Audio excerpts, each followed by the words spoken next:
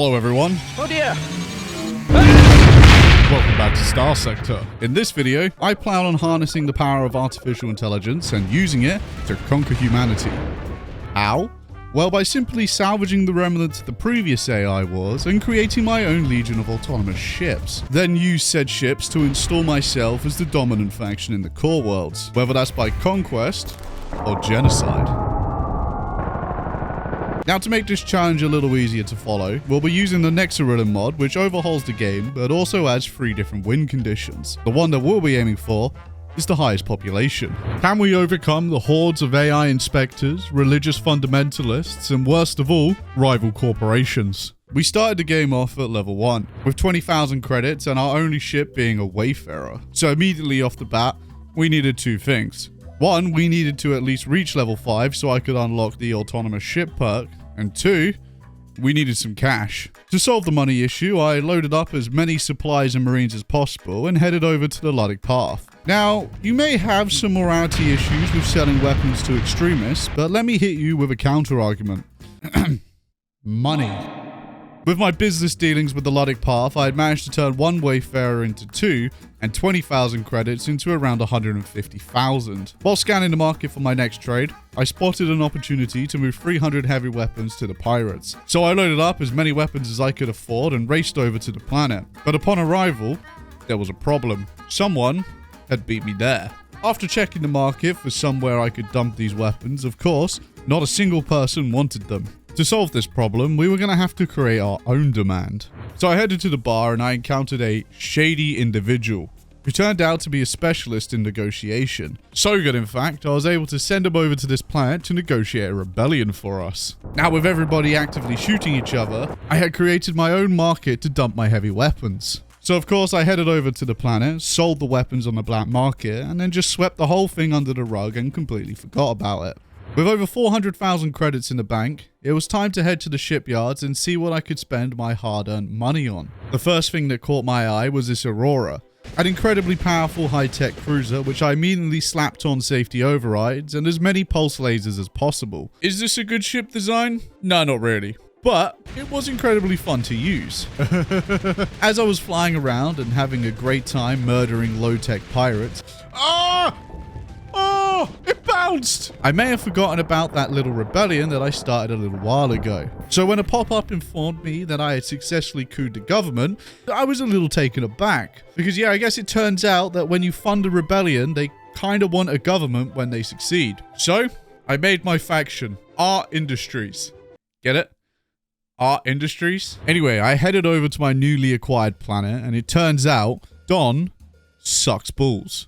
But I was determined to protect this little planet, as if you remember, this was one of the planets that I had blockaded and starved in one of my previous videos. Now, there was a small problem with this idea. It was located in Tri-Tach space. Unfortunately, Tri-Tach didn't see my little coup as an act of friendship, and I was forced to pay tribute to them in exchange for, well, nothing happening to my colony. So I began a campaign of friendship, in hope that I could get them to like me. Like you liking this video. To do this, I headed to the bar and spoke to a man who was offering out military bounties. This would be a great opportunity to build relations with my new neighbors and explore the galaxy for some AI. Upon arrival to the system that had the bounty located, I happened to stumble across a research station, jam-packed with blueprints, mod specs, but more importantly, our first AI core. Shortly after, I dispatched our bounty and raced home to put our first piece of AI technology to work, which changed my colony's income from 17,289 to 17,289. With my economy now flourishing, I decided to invest into an orbital station just in case someone tried to invade me, before heading out to gain some experience so I could reach level 5. I first headed off to help the hedge defend against a remnant raid. Alright, here's the first... I guess I'll go kill some pirates then. After killing a load of pirates, I finally reached level 5, which allowed me to finally pick the autonomous ship perk. Now with the ability to salvage drone ships, I thought it was time to head back outside the core worlds and start building my armada. Now to find the remnants, we had to look for systems which had warning beacons outside them. Obviously, because I'm a pussy, we're only going to be exploring the ones with low danger. After discovering one, I jumped into the system and picked a fight with a couple of frigates. And upon defeating them, I was able to secure our first drone ship. After that, I picked a fight with a much larger fleet, and during this battle, developed a fantastic tactic for my Aurora. Now this tactic involved ramming headfirst into the target ship to isolate them, and then filling them with laser rounds until they died. Upon winning this battle, I was able to recover our second drone ship. So with both ships mothballed, I rushed home to get them out, before heading off to our next opportunity to secure an alpha core for a scientist, which I was definitely going to return. Yeah, I didn't return the core. While exploring the system though, I did happen to stumble across a research station, where coincidentally, I found another alpha core. With my 2 alpha cores, I was ready to return home. But it turns out, Tri-Tach had declared war on me, which meant I was also at war with the entire Syndicate Solutions Alliance. And let's just say Tri-Tach was very serious about this war. Jesus, saturation bombardment? What the hell did I do to piss you off? Now, I'm not going to lie to you guys. I didn't return to defend Dawn. I instead lingered on the outside of the galaxy and watched as my home was being bombed to the ground. My boy! Look how they've massacred my boy! With my home decimated, I just kind of lingered on the outside of the galaxy and continued exploring. And things were going okay. I salvaged a few research stations, kidnapped a bunch of level 5 commanders, and then found a gold mine of derelict ships, in which one of them was a Radiant. Now the Radiant is the most feared drone ship of them all. A battleship packing 5 large weapon slots, and the ability to phase jump in your face is pretty terrifying. With my new terror weapon, I'll be able to destroy all those that wronged me. So I thought it was time to try and sneak home and slap some guns on it, only to discover that my home was no longer my home. I just realized something. I don't think I live here anymore. Even though I didn't live at Dawn anymore, I was able to kit out my very own Radiant with a variety of weapons. I then hoovered up all my loot and headed to the only safe place in the galaxy, the Luddic Church. Now I can't imagine what the church thought when a horde of high-tech ships arrived, backed up by a Radiant piloted by an Alpha Core. But they were more than happy to let me join a fight against a pirate armada. That was a very weird feeling, fighting alongside a faction that despises technology, with probably the biggest sin of them all. But what was even weirder was when the church accepted my request to join them. Now call me a coward all you want, but this agreement benefited us both. You could say we had some ideological differences, but we both had a common enemy. Now being commissioned by the Luddic Church meant I was being paid for every hostile ship that I killed. So I began a campaign of privateering the trio of factions. My primary goal was to hit any fleet which couldn't fight back. But sometimes I did fight some that could fight back. Kinda. Since I was commissioned by the church, I was now on talking terms with the Luddic Path, which gave me easy access to their markets without being extorted. So anything that I acquired through my little privateering campaign was sold to them. And before long, I had managed to scrape together over 1 million credits, which was enough money for me to think about setting up my own little AI farm. The concept of an AI farm is simple. We find a system which is home to a remnant nexus, and then colonize one of the planets inside and then build up a star fortress. Once completed, we then begin baiting all the remnant fleets into it. Upon defeating the fleets, we'd hopefully be rewarded with a variety of AI cores. In addition, since we have the autonomous ship perk, we're also going to be able to salvage a majority of the ships and slowly begin constructing our very own legion. But first, we had to build the farm. To do this, I purchased all the supplies I needed from our good friends the church, before resigning from their commission and setting off to the system which I had discovered earlier, which had both a remnant nexus inside and a semi-decent jungle planet that I could colonize. So I colonized the planet and named it appropriately AI Farm 1. Our Industries is back, baby! And began the construction of our orbital station. Upon completion, I got a little optimistic and began the process of baiting the remnant fleets into it. This, as you can imagine, was a mistake. So yes, I ran away and sold some drugs so I could afford a star fortress, and then returned once again. No! Oh yeah, just got done in time! Only once I had a star fortress commanded by an Alpha Core could I finally defeat the first horde of remnant ships. After that, wave after wave of remnant ships couldn't help but run headfirst into my star fortress. Push them into the station. You're not going anywhere, buddy. And the AI cores began to pile up. At first, I sold the AI cores that I collected to Tri-Tach to carry my economy.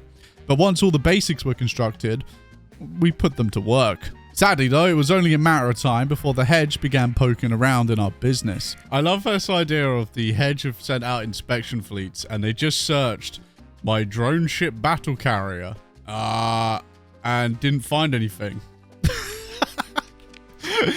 Nice. But they were easy enough to deal with because I just baited them into the remnant fleets. Oh, remnants. Look, you got a juicy hedge investigator there. Taking a closer look at the colonial crisis stuff, I found that the Luddic Path and the Hedge hated me for my technology use. The Remnants hated me for invading their home, and it seemed like the Persian League just hated me for existing. Now, the colonial crisis stuff is fairly easy to understand. The more things you do that annoy certain factions, the quicker the danger bar fills up. And upon completion, a very bad thing happens. So to prevent this, I first headed off to deal with the Luddic Path. Now, the Luddic Path were easy to deal with. I just threw some money at them and they would leave me alone. Alright then. I then limited my AI usage to just having an alpha core on my Star Fortress. Despite my best efforts though, this was not enough to curve the line. And before long, Persian League had decided to blockade me. Now, I don't know about you guys, but being blockaded doesn't sound very fun. So I headed off to negotiate my membership to the League, which essentially consisted of me paying 20% of my colony income for protection. Now, originally, I wasn't very impressed by this. Fuck's sake. Okay, fine. I'll join the fucking League. 34,000 a month. Hey, this is fucking criminal. This is actually criminal. However, they were actually protecting me from the hegemony. Under their protection, I was now able to have unrestricted AI usage. What was even better, they were also paying me more in commission than I was being extorted for. So, I just went back to farming and things were going well. 2 alphas. But as you could probably guess, it didn't last forever. While patrolling my system, I happened to stumble across some commerce raiders. Now, I didn't really think too much of it at the time and just continued farming. But then after a short period of time, I noticed a lack of remnant fleets. This was followed up by checking the Colonial Crisis tab and seeing that the remnants were gone. It then clicked. Son of a bitch! They destroyed the remnant nexus! And upon defeating them in battle, we discovered that they were sent by our good friends, Tri-Tachyon. But my war with Tri-Tachyon was going to have to wait, as technically I was allied with them as I was part of the League. Instead, I was going to have to vent my frustrations on the Hedge, who we as an alliance had just declared war on. For this war, I put together a special task group that was made up of autonomous ships. 2 reasons for this. 1, you can only have a small number of autonomous ships in your fleet. And secondly, if they died in the special task group, I could just spend some cash and recover all the lost ships. So I set off with my little special task group and did my bit for the war effort by raiding a few border planets. After raiding a few planets and smashing up their production, our fleet was put to the test against a large hegemony special task group. Okay. I didn't want to fight this, but I guess we are.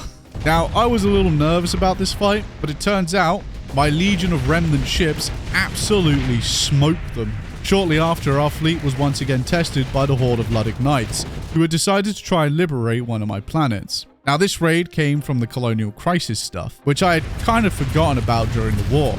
After having a look at the menu, I discovered that I was receiving 40 progress a month from the Luddic Path because of my AI usage. Yeah, that's kind of understandable though. Look at all this technology that I'm using. Which meant it was probably time to find a more permanent solution than bribery. Now, to deal with the Luddic Path, we couldn't just murder all their stations and be done with it. We would have to compromise. Turns out, compromising with fanatics means locating a weapon of mass destruction and handing it over to them. So I first had to head over to a system and destroy a remnant nexus to find the location of the planet killer, which was easy enough. The next battle, though, was slightly harder, as upon locating the hidden cache that contained the planet killer, we had to fight a collection of highly advanced, autonomous 14th battle group ships, which let me tell you, were a pain in the ass. After the battle though, I was able to recover an autonomous onslaught, Legion, but more importantly, we got the planet killer. I then raced over to the Luddic Path base and handed the weapon over, finally putting an end to our hostilities. Oh my god, the Luddic Path now absolutely adore me. With my colonial crisis stuff now near enough permanently solved, it was time to finally start steering humanity down the path of destruction.